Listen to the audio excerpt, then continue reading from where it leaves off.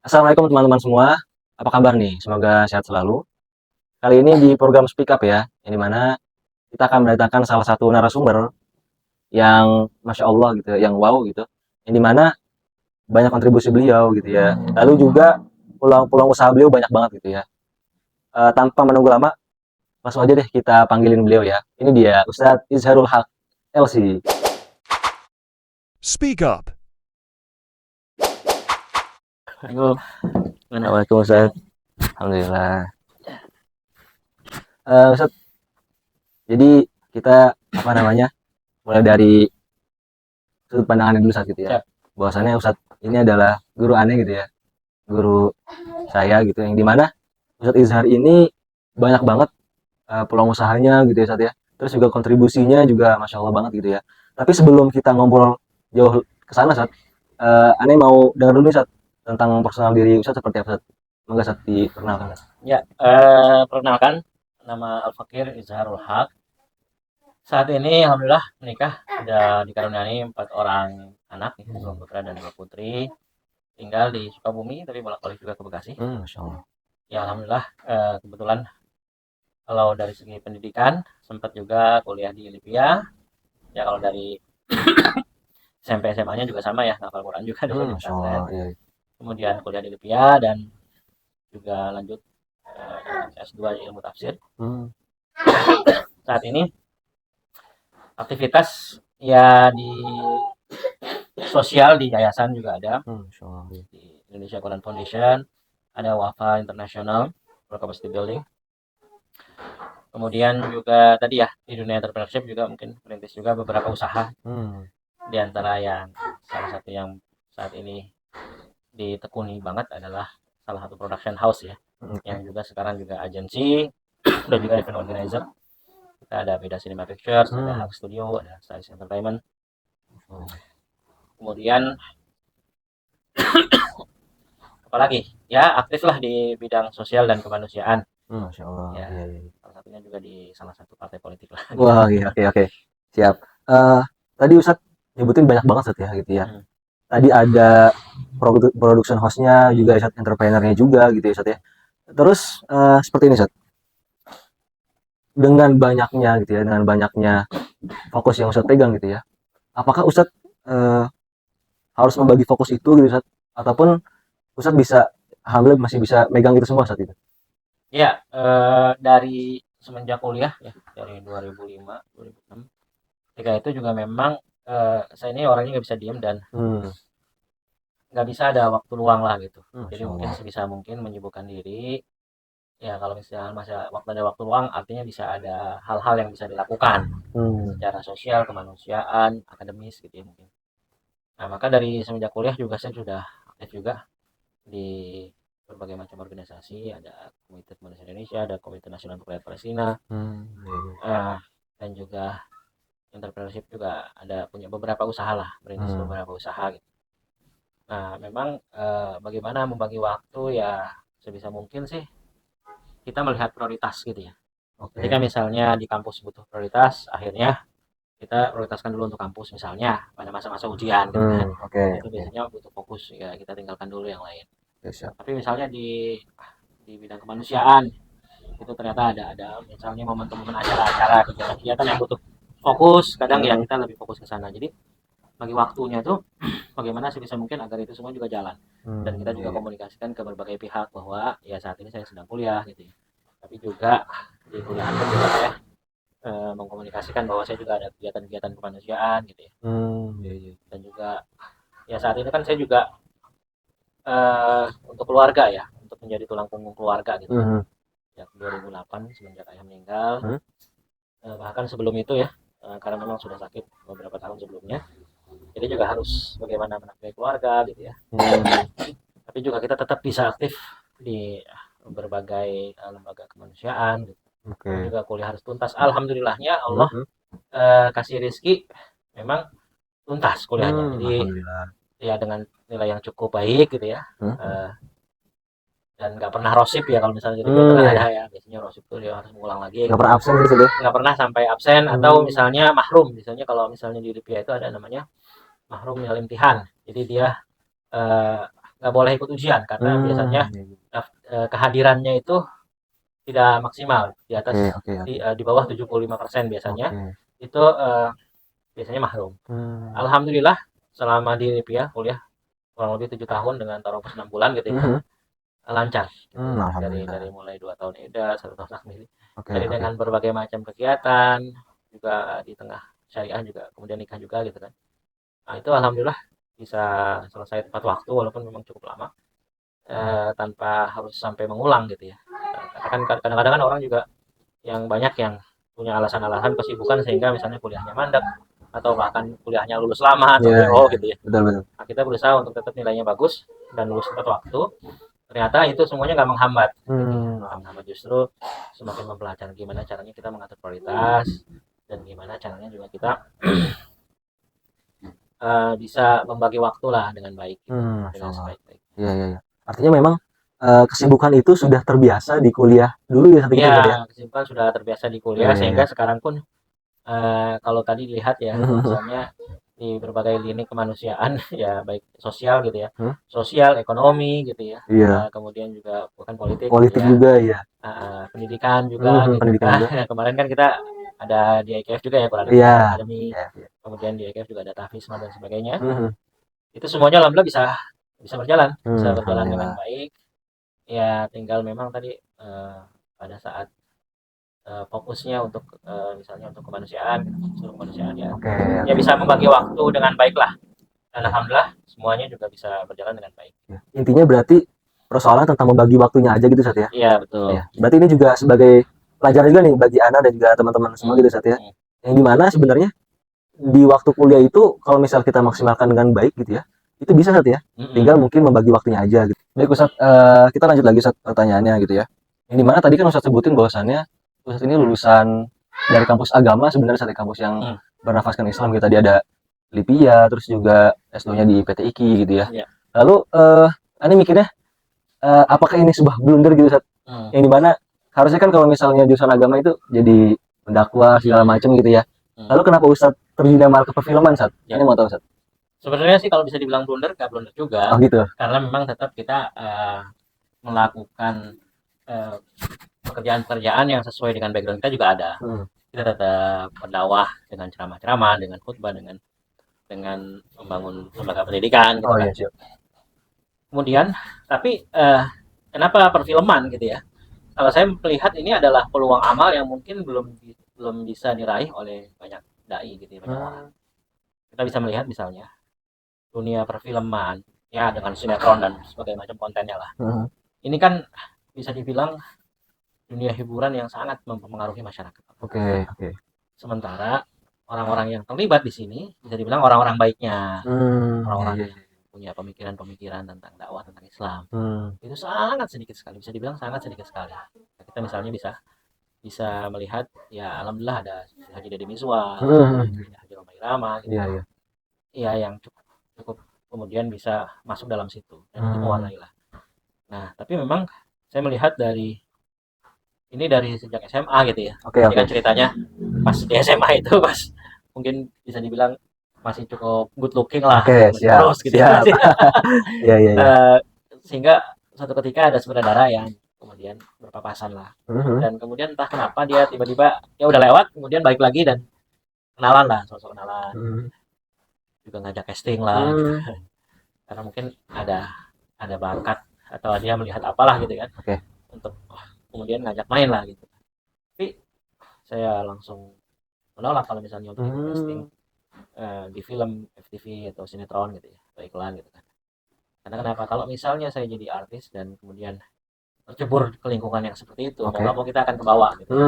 Oke. Akan ke bawah dan sulit untuk bisa mengendalikan diri ya, karena memang biahnya kondisi lingkungannya itu memang karena memang sebagian besar orangnya adalah ya orang-orang yang misalnya jauh dari Islam apa Mhm. ya, untuk masalah sholat atau segala macam ya, pasti akan sulit gitu. Mhm. Kemudian malah saya tawarkan ide untuk ke saudara itu, Hmm. bagaimana eh, kalau misalnya kita justru sebaliknya, kita ciptakan ya kita buat film sendiri Hmm. dengan akhirnya kan kita punya lingkungan yang juga kondusif gitu ya. Iya, iya. Nah itu mimpi sejak SMA gitu kan. Ini memang eh, dan ketika itu ya qadarullah walaupun tidak bisa berjalan dengan sutradara tersebut Mhm. karena lost kontak dan sebagainya gitu ya. Akhirnya juga naskah film yang harus dirampungkan juga nggak rampung gitu ya. Mhm. Kemudian juga ketemu dengan berbagai banyak orang. Pada akhirnya 2006 nggak lama dari situ Oke. saya bertemu dengan partner saya ini Umar Hadi gitu ya, Umang ini Oh gitu. iya iya iya. Ketemu dengan partner saya dan diajak ikut main gitu ya, terlibat dan memang ya akhirnya kita support lah gitu. Nah itu belum belum baru sekedar film-film indie lah, film Oh indie gitu ya. iya, oke oke. Film-film indie saya juga ikut main gitu, saya juga ikut support. Nah kemudian ya qadarallahnya berjodoh lagi lah gitu. Hmm. 2013 kurang lebih kita kemudian ketemu lagi dan akhirnya memang saya support gitu. Support. Oh iya iya Dan iya. sejak itu ya kita bikin film Layar langsung Tulsa Cinta. Masya Allah. Nah akhirnya kita ya saya pikir memang ini peluang yang begitu besar karena kita melihat ketika film yang kita buat nih film Tulsa Cinta gitu kan itu mempengaruhi cukup banyak orang gitu ya. Masya Banyak Allah. yang terinspirasi dari sana dan ikut mewarnai film bioskop walaupun memang secara raihannya tidak sehebat film-film yang lain, film box office. Mhm. Tapi ini cukup cukup bagus lah untuk mewarnai, Iya iya apalagi iya. di kuartal pertama itu pernah menjadi top 10 gitu ya. Masya Allah. Dan juga cukup bertahan selama 1 bulan kurang lebih di bioskop dan ini penuh Hmm. dengan orang-orang yang emang mensupport film-film dakwah seperti ini. Oke Ustadz, berarti memang Ustadz nggak ujuk-ujuk dari kuliah gitu ya di kampus agama Hmm. langsung terjun ke dunia perfilman Ustadz ya? Ya, Berarti memang sudah ada basic dari sejak SMA itu dan juga udah ada keinginan gitu ya. Apalagi tadi didukung dengan bertemu dengan partner Ustadz ya, yang itu sutradara Pak Umar Hadi itu tadi Ustadz ya. Oke, lalu juga begini Ustadz. Pastinya di dunia perfilman itu Ustadz ya, kan kebagi-bagi tuh, ada yang sutradara, ada yang produser dan segala macam gitu Ustadz. Ustadz ini sebagai produser gitu Ustadz. Boleh dijelasin sedikit nih Ustadz, produser tuh sebenarnya tugasnya ngapain sih Ustadz? ya sederhananya sih produser ini sebenarnya yang bertanggung jawab terhadap keberlangsungan produksi film maupun nanti Oke, oke. promosi film. Jadi ya segala hal yang berkaitan dengan budgeting, kemudian Hmm, membuat sebuah rancangan produksi gitu ya, proposal hingga mungkin pendanaan gitu oke, ya. oke. Walaupun nanti ada juga bisa kita bicara eksekutif produser gitu yang Hmm, karena memang saya selama ini dua-duanya langsung gitu ya. hmm, Sebagai eksekutif produser juga, sebagai produser juga. iya, iya, iya. Nah, intinya sih yang memang bertanggung jawab untuk produksi film ini. Kalau misalnya Hmm, produser katakan A, A, kalau produser katakan B, B gitu ya. hmm, Kita mulai jalan syuting, syuting gitu ya, meng-hire semua kru produksinya, meng-hire para pemain-pemainnya gitu. Memang produser ini yang sangat paling berpengaruh. Kenapa saya kemudian oke, oke. mengambil peran tersebut? Karena selama ini banyak misalnya sutradara yang bagus, Oke, banyak misalnya artis yang bagus, oke. misalnya punya punya pemahaman bagus atau ingin menyampaikan dakwah yang baik. Tapi ketika produser mengatakan ya udah dia harus ikut apa kata Oke, produser. oke, oke. Jadi ternyata yang memiliki kebijakan, yang memiliki keputusan dan yang paling bertanggung jawab terhadap film itu produser. Walaupun misalnya satu film yang bagus, misalnya diangkat dari novel yang bagus, Oke, siap. novel yang misalnya memang novelnya di situ berisi dakwah Islam yang sangat baik. Tapi kalau kata produser ini nggak menjual, Oke, oke, iya betul, betul, betul. hitungan kan pasti gitu Ah, kan. Atau dia pengennya begini gitu, pokoknya yang adegan-adegan ini nggak usah diganti dengan adegan-adegan ini. Sehingga yang sangat berpengaruh ya produser gitu. Iya, Saudara iya. semua manut kata produser karena memang dia meng-hire atau melakukan kontrak terhadap para pemain dan saudara dan juga semua kru yang terlibat. Oke, oke, Maka oke. ya saya akhirnya mengambil peran ini karena ini yang paling strategis dan ini memang yang bisa dibilang belum banyak lah orang-orang yang terlibat seperti ini, mengambil peran ini apalagi seseorang yang lulusan dari Lipia gitu. Iya, iya, iya. Bisa dibilang belum ada gitu ya. Oke, Saya oke. sebelumnya gitu kan. Yang memang ya harusnya memang memiliki kata syariah, syariah gitu kan. Nah, ini belum belum belum banyak gitu. Oke. Nah, maka selain menjadi produser juga adalah kita membuat production house-nya atau studionya. Company atau perusahaan yang menaungi produksi ini. Karena lagi-lagi itu juga belum belum banyak gitu, bisa dibilang yang ingin fokus di sana gitu ya untuk dalam dunia perfilman ini, industri perfilman ini. Ya, jadi memang eh, bicara tentang dunia industri perfilman ini, ya belum banyak lah. Ya, saya tahu sendiri dan melihat dengan mata kepala sendiri bagaimana kemudian ya banyak yang misalnya yang cukup beredar sekarang ini salah satu perusahaan internasional yang cukup besar, studio yang sangat ya banyak sekali film-filmnya. Nah, ini yang mengkampanyekan misalnya. Iya, iya, betul, betul. Satu yang LL itulah, seperti itulah yang memang dia dengan declare dengan menyatakan dan dengan bangga menyatakan bahwa dia sudah memiliki agenda-agenda untuk membuat konten-konten yang mendukung pemahaman-pemahaman tersebut, yang mulai dari ya tentunya Islam sangat bertentangan sekali dengan pemahaman Islam. Iya, iya. Sementara itu ditonton oleh anak-anak kita gitu. Iya, betul, betul. Kita menjadi ya hanya menjadi konsumen saja terhadap konten-konten yang mereka buat, yang sebenarnya juga untuk ada propaganda tertentu, pemahaman-pemahaman tertentu yang dimasukkan yang secara tidak langsung akhirnya ini meracuni anak-anak kita, meracuni kita juga gitu. Maka bicara industri akhirnya ya saya ingin juga ini membangun satu studio, satu production house yang memang punya fokus yang dalam dakwah Islam ini, walaupun bagaimana caranya juga bisa survive untuk di dalam industri ini kan tidak mudah juga. Iya, betul. Apalagi kita berangkat dari komunitas yang kemudian bisa dibilang ya kalau pihak bioskop sejak awal mengatakan ya hanya punya niche tertentu saja, hanya segmented market gitu ya, bisa dibilang gitu ya. Tapi sebenarnya kalau misalnya kita bicara the Muslim market gitu ya, atau apalagi middle class Muslim, ini kan di Indonesia sangat tumbuh dahsyat sekali gitu ya. Ini huge market sebenarnya. Ini market yang begitu besar. Dan kita lihat juga film-film yang bercoverkan Islami gitu ya. Ya film-film yang diangkat dari novel-novel yang baik gitu ya. Itu juga ternyata juga banyak juga ditonton, ya, termasuk juga masuk dalam box office ya. Kita misalnya melihat film-film seperti Ada Cinta, Ketika Cinta Bertas. Iya, betul, betul. Marketnya luas gitu. Nah, bagaimana caranya kita bisa mencapai itu?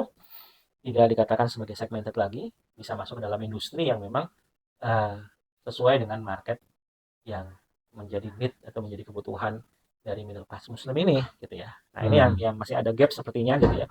Bagaimana caranya untuk bisa survive industri ini, karena memang terus terang dari awal ini sampai sekarang pun masih bleeding lah gitu ya, masih survival, masih penuh dengan effort yang luar biasa untuk kita bisa bertahan aja gitu.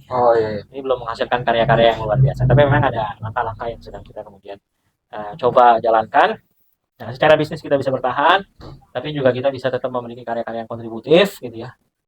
Kemudian juga memiliki karya-karya yang juga secara bisnis juga bisa survive gitu ya. Artinya bisa menghasilkan sesuatu yang memang akhirnya kita bisa kembangkan lagi karya-karya yang berikutnya. Maka ya perlu menggalang kekuatan Muslim gitu ya. Apalagi kan sekarang ada wave of hijrah gitu ya. Gelombang hijrah yang luar biasa dengan hadirnya artis-artis yang sekarang ini luar biasa hijrah gitu kan. Banyak sekali artis yang hijrah. Ya walaupun juga ada yang kemudian diuji dengan keistiqomahan ya. Tapi ternyata juga banyak artis yang kemudian hijrah cukup istiqomah. Nah, ini yang sedang saya coba gandeng gitu ya. Kemudian juga ustadz-ustadz yang sekarang juga menjadi selebriti gitu ya. Secara luas di publik. Nah, inilah yang kemudian kita coba bisa masuk agar bisa membangun industri ini dengan baik dan bisa kemudian semakin mewarnai industri perfilman ke depannya. Karena memang ya selain memang ikut juga membantu mengangkat perfilman Indonesia, tentunya dengan menghadirkan produk dan karya-karya yang berkualitas. Makanya kita dari waktu ke waktu juga berusaha untuk melakukan improvement, berusaha untuk melakukan peningkatan terhadap produksi film kita gitu ya. Misalnya ya, dalam di Tausiah Cinta itu mungkin masih punya penuh dengan kekurangan gitu ya. Ketika kita bicara misalnya film 5 PM, 5 Penjuru Masjid itu kita melibatkan para pakar. Kalau misalnya dalam Islam itu kan, kalau misalnya kita tidak menempatkan posisi atau fungsi atau seseorang itu dengan kepakarannya, maka tunggulah hancur dunia. Itu kan ada, ya atau fasalu ahla zikri in kuntum la ta'lamun gitu ya. Konsultasi dengan para pakar ketika kita belum paham tentang hal tersebut. Dunia perfilman ini kan luar biasa gitu. Iya, betul. Bisa dibilang adalah sebuah kesenian atau produk dari seni yang paling kompleks karena dia melibatkan hampir semua aspek dari kesenian. Dari musiknya, dari seni peran, dari seni bercerita, sinematografi. Iya, betul. Itu kan hampir semua pakar, pakar yang memang nggak bisa ditempuh dalam waktu singkat gitu ya. Misalnya untuk sinematografi aja ada sampai S1 gitu ya, pengalaman sampai puluhan tahun, dari mulai ngangkat lampu dan sebagainya, ya kan. Kemudian di sound sendiri ada yang S1, S2, S3-nya bahkan gitu ya. Sound doang butuh puluhan tahun untuk bisa menjadi seorang pakar atau sound engineer gitu. Nah, di film 5 PM itu kita sudah melibatkan ya itu para pakar. The Legend of DOP-nya Indonesia ini salah satu yang sudah menjadi legenda dan sering mendapatkan penghargaan Villa Citra misalnya. Bang Yudi udah tahu itu. Nah, kita juga akhirnya dilibatkan dalam film 5 PM. Sound engineer pun begitu. Editornya pun juga Mas Andi Pulung yang punya sudah punya banyak piala citra juga gitu kan. Kita libatkan dalam proses editing. Dan kedepannya sih kita akan terus meningkatkan ya productionnya. Dan itu juga berpengaruh terhadap tentunya budgeting gitu ya. Iya nih, betul. Terhadap biaya produksinya gitu ya. Karena untuk menghasilkan karya yang bagus pasti itu juga akan ya butuh juga perencanaan keuangan yang juga tidak sederhana. Artinya budget yang juga maksimal lah gitu. Walaupun kita pun karena memang berangkat dari nol, kita punya cara yang kemudian bisa mengatur itu dengan sedemikian mungkin sehingga tidak terbuang begitu saja gitu ya. Memang sangat efektif gitu ya. Dengan juga berkompromi dengan para pakar tersebut. Ya intinya adalah kita ingin menghadirkan lagi gitu ya. Makanya kemudian di film-film yang sedang kita praproduksi ini, ini kita nggak ingin kemudian terburu-buru. Karena ingin menghadirkan karya yang jauh lebih berkualitas lagi dari karya-karya sebelumnya. Maka yang menjadi PR dari dua film sebelumnya adalah praproduksi. Praproduksi yang masih kurang matang. Dan tim yang terlibat juga masih belum matang. Sehingga pada kesempatan ini dan di karya berikutnya kita melibatkan orang-orang yang memang memiliki kapabilitas dalam praproduksi, artinya membuat sebuah naskah yang matang. Jadi kita melibatkan nama-nama besar juga gitu ya, mereka yang memang sudah dikenal di dunia kepenulisan. Berarti memang artinya ketika Ustadz menjadi produser film itu ya, memang berarti banyak hal yang tidak mudah gitu Ustadz ya. Tapi mau bagaimanapun gitu ya, Ustadz memang sudah berusaha untuk mengambil peran nih, bagaimana caranya agar perfilman, khususnya perfilman yang berbau nuansa Islam itu bisa angkat juga di layar kaca Indonesia ini Ustadz ya. Iya betul. Tadi juga ngomongin tentang berbagai kendala dan segala macamnya gitu Ustadz. Anda mau tahu Ustadz, kira-kira kendala apa yang paling mendasar ketika Ustadz menjadi produser film ini Ustadz? Ya tentunya kembali lagi ya, kendala yang paling mendasar adalah dari segi finansial yang paling dialami oleh semua filmmaker di Indonesia gitu kan. Nah, dari pemerintah alhamdulillah sudah ada kemudian program-program yang kemarin juga kita akhirnya ikut dan cukup membantu, sangat membantu sekali gitu. Hanya memang sayangnya itu hanya berhenti di proses praproduksi, jadi persiapan. Sementara untuk produksinya kita masih belum menemu jalannya lah gitu. Nah, yang kedua adalah selain segi finansial memang mediumnya. Artinya untuk memutarkan film ini. Kita berhadapan dengan bioskop, itu juga ada daftar antrian yang cukup panjang ya. Kadang juga terkadang mungkin bisa jadi ada penolakan juga gitu ya. Di film pertama kita misalnya Tahu Saya Cinta itu sempat ada penolakan walaupun kemudian ada proses negosiasi dan akhirnya diterima dengan limited screen gitu ya, dengan jumlah layar yang terbatas. Karena kan mereka punya sekian ribu layar. Kalau nggak salah X1 itu hampir 1000 layar ya, sampai 1000 layar. Nah itu mungkin kita hanya dikasih 10 layar saja waktu itu. Ya. Beruntungnya ada pemain lain gitu ya. Ada Cinemax, ada kemudian CGV gitu ya, ada bahkan sekarang bertumbuh juga bioskop-bioskop yang independen, bioskop-bioskop yang lokal gitu ya, di Jawa Tengah ya misalnya, kayak di beberapa daerah tuh sudah cukup banyak. Itu yang terbantu. Akhirnya kemudian dengan ya mungkin biasanya tuh X1 tuh menjadi semacam gate-nya. Iya betul. Semacam gerbangnya. Kalau misalnya X1 udah dapat tanggal tayang, otomatis dari bioskop yang lainnya itu biasanya akan ikut gitu ya. Akan ikut. Nah ini juga nggak sederhana gitu ya. Alhamdulillahnya kita karena sudah ada 2 film, jadi proses pembuktian bahwasanya kita layak itu sebenarnya sudah dilalui lah. Tapi yang sekarang yang menjadi problem lagi adalah OTT gitu ya. Ternyata OTT juga lagi yang internasional gitu ya, itu sangat sulit sekali untuk ditembus. Kecuali sesuai dengan agenda mereka, misalnya agenda-agenda yang sesuai dengan mereka gitu ya, atau orang-orang yang klik dengan mereka gitu. Orang-orang yang klik dengan yang punya agenda yang sama biasanya. Sementara kalau film seperti kita yang murni yang nilai dakwah dan sebagainya, ini sepertinya mereka cukup alergi gitu, atau ada penolakan juga, agak sulit lah. Bahkan mungkin untuk pasar kita ini malah lebih laku di Malaysia misalnya, kita bangga gitu. Di Indonesia sendiri sangat sulit untuk kita bisa masuk ke dalamnya gitu. Maka ini juga yang menjadi PR kita juga, karena memang bicara film, bicara industri film, bicara konten itu bukan hanya sekedar konten saja, maka harus juga yang namanya platform, yang namanya medium, untuk bisa masyarakat dengan mudah bisa mengakses itu semua gitu kan. Karena kan banyak. Nah, akhirnya kita juga kemudian mencoba membangun fokus kita juga gitu Oke.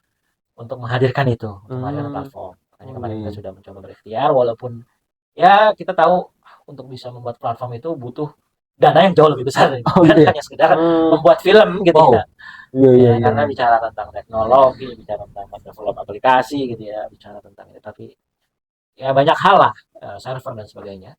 Tapi lagi-lagi kita coba ya membuka ruang-ruang agar inovasi maupun melibatkan orang-orang yang kira-kira kita bisa support gitu ya. Ya, saat ini sudah bisa diakses ya di hokma.id. Hukma, Itu iya, iya. jadi salah satu alternatif Oke, oke, oke. untuk masyarakat Indonesia. Ya, di situ juga kita menghadirkan beberapa film-film impor juga ya. Hmm. Kayak animasi 3D tentang Rasulullah, tentang sirah Masya yang sangat Allah. bagus sekali gitu ya. Yang sudah kita translate di situ. Kisah para nabi, ya. Dan di situ juga film-film seri-seri kita juga bisa diakses yang selama ini mungkin kesulitan untuk akses. Ya, film Tausiah Cinta dan 5 PM itu ada di situ. Hmm. Artinya kita coba berikhtiar lah untuk bisa, walaupun ini lagi-lagi ya bicara industri ini masih masih gapnya masih Iya, terlalu jauh iya, untuk iya. bisa masuk ke dalam industri, tapi ini sebuah langkah ikhtiar sederhana dari kita Oke, yang oke. paling kan nanti kalau misalnya kalau bicara di akhirat nanti kita sudah berusaha gitu Oke, ya. oke, oke, oke, oke. Ya tinggal bagaimana usaha ini bisa menjadi sebuah domino atau bola salju yang semakin membesar ya, sehingga masyarakat juga akhirnya bisa mempunyai alternatif pilihan dibandingkan dengan platform streaming yang ada sekarang ini, yang tadi Iya, dengan iya. konten-konten mereka yang bisa meracuni anak-anak maupun kita sendiri gitu ya, sehingga ya paling nggak itu adalah alternatifnya gitu. Oke. Berarti tadi kalau misalnya memang bicara kendala, memang Hmm. lumayan banyak Ya Ustaz kendalanya Ustaz ya. kompleks gitu Oke. ya. Dan juga makanya untuk menghindari hal itu, Ustaz juga membuat platform ya Ustaz ya, yang Ya. dimana mungkin budgetingnya lebih dari produksi ke film bioskop itu sendiri Ustaz ya. Tadi namanya apa? Hukma ID ya? Oke. Hukma.id bisa Hukma.id. dibuka di browsernya Oke. hukma.id. Mungkin lanjut Ustaz. Mungkin adakah hal yang paling berkesan Ustaz sampai saat ini nih Ustaz? Ketika Ustaz jadi produser film ataupun ketika tadi nyemplung di dunia perfilman, hal yang paling berkesan apa nih Ustaz? Sampai saat ini. Negatif atau positif? Yang positif aja Ustaz. Positif ya. Oke, siap. Ya salah satunya bisa kemudian di tempat-tempat syuting ya, misalnya ke Aceh, ketika kita ke Oke. Aceh itu proses syuting yang sangat luar biasa dengan keindahan alam juga yang sangat luar biasa gitu. Kemudian juga sempat kita diundang juga untuk menghadiri salah satu konferensi di Muslim di Amerika Serikat, Masya Allah. di sana. Tapi ya nggak sempat kita penuhi karena memang visa dan sebagainya. Ketika itu nggak inilah. Dan ya ada momen-momen tertentu yang emang yang sangat luar biasa ya, yang kita nggak dapatkan di ladang dakwah yang lainnya. Oke, iya, iya, iya. Masya Allah banget Ustaz ya. Memang berarti Ustadz sangat menekuni dan juga mungkin ada rasa syukur tersendiri gitu Ustadz ya, yang dimana tadi juga diundang juga dalam konferensi produser muslim atau apa Ustadz? Konferensi masyarakat Muslim Amerika. Masya Allah ya. Oke, mungkin terakhir closing statement Ustadz, ada nggak Ustadz buat teman-teman nih Ustadz? Ya teman-teman semua, kita kan hidup sekarang apalagi di era 4.0 gitu ya, 5.0 nanti gitu, dengan internet yang luar biasa. Jadi jangan sampai fasilitas dan kemajuan teknologi yang sangat luar biasa ini, apalagi dengan AI sekarang gitu kan, ini kita sia-siakan. Artinya teman-teman yang memang ingin berdakwah, maka berusaha belajar. Lagi kan sekarang banyak sekali ya untuk bisa belajar itu kan bisa dengan mudah gitu ya, banyak sekali tutorial dan sebagainya. Saya sendiri juga terus belajar, terus mempelajari di bidang itu. Ya ketika ada perkembangan pun juga seperti AI, seperti mungkin teknologi yang lainnya gitu, live streaming dan sebagainya, ini juga saya pelajari gitu ya. Artinya ini sangat menjadi bekal juga buat kita untuk bisa berdakwah di masa yang akan datang, apalagi untuk menjangkau gitu ya, menjangkau masyarakat secara luas. Ini dengan adanya sosial media, dengan adanya internet, ini bisa kemudian meluaskan dakwah kita lebih luas lagi untuk masyarakat secara luas. Jadi jangan pernah berhenti berinovasi dalam dakwah, dan gunakanlah kemajuan teknologi ini untuk kita bisa kemudian menambah wawasan, tetapi juga kemudian kita bisa menyampaikan dakwah ini kepada masyarakat secara umum. Wah, baik. Ini mungkin jadi insight dan motivasi bagi Ane sendiri Sat, dan juga bagi teman-teman semua Sat ya.